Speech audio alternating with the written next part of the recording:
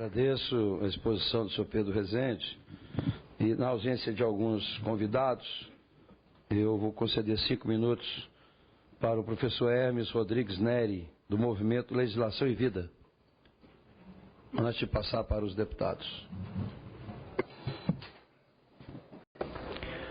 Excelentíssimo senhor deputado Isalci, autor do requerimento desta audiência pública, que parabenizo pela iniciativa, relevantíssima no momento em que vivemos. Mais membros da mesa e aqui presentes, a minha abordagem aqui, nesta complexa questão, será de natureza política.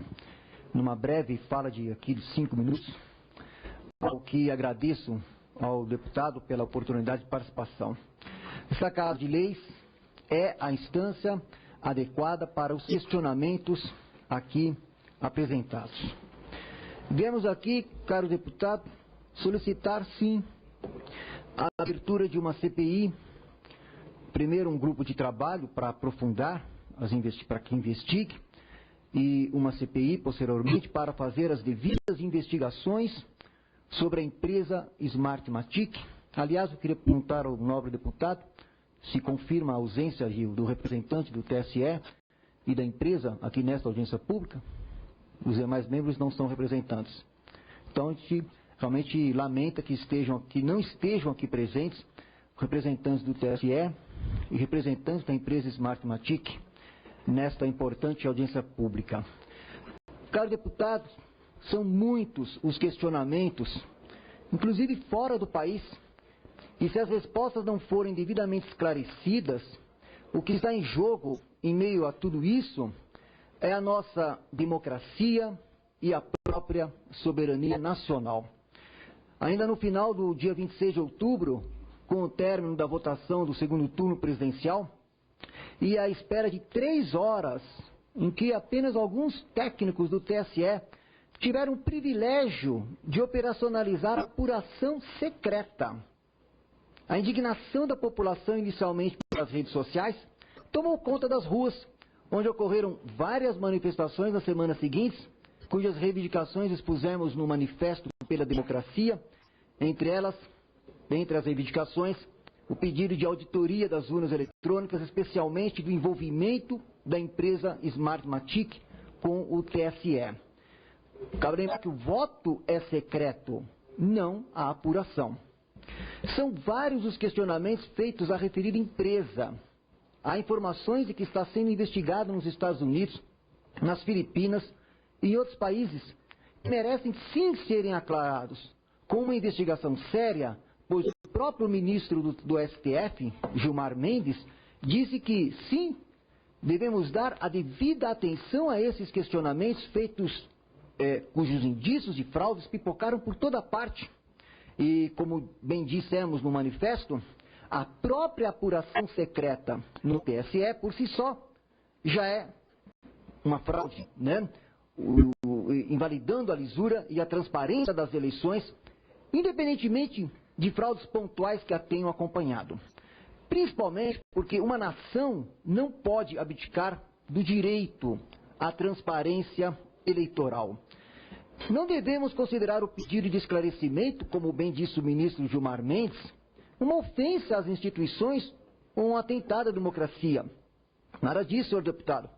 Devemos estar preparados para prestar essas informações, até porque estamos a falar de algo elementar, qual seja, da legitimação democrática. E aqui, como cidadão brasileiro, representando o Movimento Legislação e Vida, requeiro a esta Casa Legislativa que proceda dentro da constitucionalidade para que esse tema seja objeto, sim, de discussão, pois quis o STF, com a DI 4543, refutar de vez esse direito, por exemplo, o direito do leitor ao voto impresso. Cabe lembrar que a falta de uma comprovação física do voto e a possibilidade de falhas nas urnas eletrônicas, além de fraudes, foram problemas apontados por especialistas em segurança digital, ouvidos em audiência pública, promovida em 2013 pela Comissão de Ciência, Tecnologia, Inovação, Comunicação e Informática do Senado. Por isso, pleiteamos, sim, também o direito ao voto impresso, para que a lisura e a transparência do pleito seja realmente efetiva e que cessem de vez as suspeitas que hoje pairam no ar. Por isso, o pedido de uma CPI se justifica, evidentemente, no início da próxima legislatura, cuja farta documentação a respeito deixamos a Vossa Excelência para a acurada análise. Agora eu quero ainda, nos 2 minutos que me faltam, tratar de uma outra questão que apenas vamos indicar a título de registro, que merece reflexão. O fato é que nos chegam informações, caro deputado, por exemplo, como a do engenheiro Christopher Belo Ruiz, de que a empresa Smartmatic, diz ele, utiliza uma rede conectada a Cuba para manipular, por exemplo, as eleições em 2013 na Venezuela. Inclusive a empresa tem estabelecimento lá também. E o próprio general venezuelano, Carlos Júlio Peñalosa, que foi comandante-geral do Exército da Venezuela, autor do livro O Império de Fidel, e que fala sobre as ingerências dos Castros na Venezuela, como utilizou a arma cibernética para seu próprio propósito de expansão de seu projeto de poder totalitário em toda a América Latina.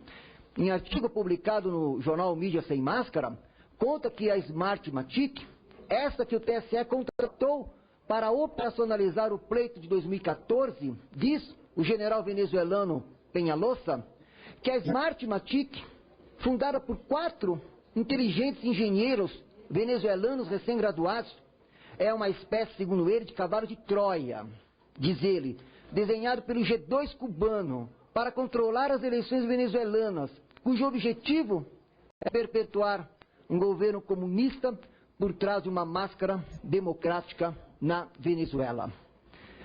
Sei que não vou ter tempo, caro deputado, para detalhar essa questão, mas está aqui toda a documentação.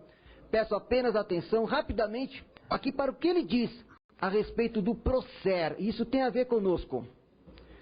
Ele conta que há um plano de controle eleitoral revolucionário, Procer, que é a primeira aplicação cibernética do Projeto Futuro. O nome do projeto, Projeto Futuro de Fidel Castro.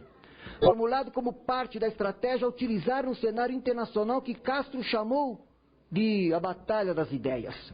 O objetivo é construir o que eles chamam a pátria grande socialista, dirigida vitaliciamente por Fidel e seus sucessores mediante o controle das mentes nos países dominados. E mais, o plano Procer foi desenvolvido no máximo segredo por um seleto grupo dos mais brilhantes professores e alunos da Universidade de Ciências Informáticas, UCI, de Cuba, em conjunção com o G2. Seu objetivo foi controlar o sistema eleitoral venezuelano desde Havana. E isso pode ter sido feito também no Brasil em 2014, e que o plano Procer para a Venezuela complementa a política de infiltração de agentes e guerrilheiros que Fidel manteve desde que chegou ao poder em 1959. Constitui o passo decisivo que permitirá aos irmãos Castro dominar não só a Venezuela, mas o Brasil e todos os países integrantes do Fórum de São Paulo, que tem o PT como partido estratégico nesse sentido de implantação de um projeto totalitário de poder em toda a América Latina. Conta ainda, para encerrar, caro deputado, o general, que aqui falamos, que a arma cibernética tem como objetivo a penetração dos sistemas informáticos de alguns países vizinhos através de seus sistemas de comunicações. Essa estratégia permitiria obter informação classificada e, eventualmente, controlar os países escolhidos, em conjunção com os agentes cubanos infiltrados em seu seio e seus colaboradores. Depois do colapso soviético, essa ideia permaneceu congelada por longo tempo, por falta de recursos, mas a chegada de Chávez ao poder em 99 permitiu a Fidel contar com o financiamento adequado para desenvolvê-la e, naquela ocasião, portanto, o Procer estava pronto. Para concluir, esse ponto que nós estamos trazendo aqui, para executar o plano Procer, entrou em cena a Smartmatic. E o general narra em detalhes como tudo isso aconteceu.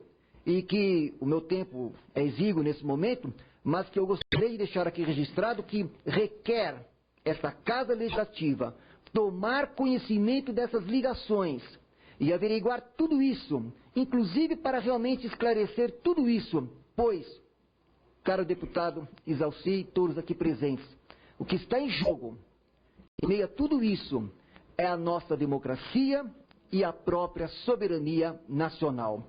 Tenho, como disse, aqui farta documentação que deixarei ao deputado Isalci, sugerindo, deputado, que se forme um grupo de trabalho para o aprofundamento dessa questão e até mesmo, como disse no início, uma CPI para investigar no começo da próxima legislatura a fundo essa relevante questão pelo bem do Brasil.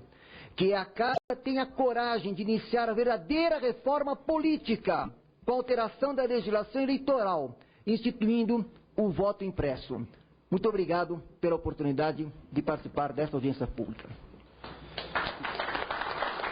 Bem, agradeço ao professor Hermes e, como autor do requerimento, eu quero primeiro registrar, a audiência pública sem o contraponto fica muito difícil. Eu acho que, independente dos técnicos do Tribunal Superior Eleitoral estarem ausentes, com compromisso do TSE, acho que alguém poderia ter substituído, para fazer o contraponto, bem como a empresa e outros que foram convidados. Mas eu quero rapidamente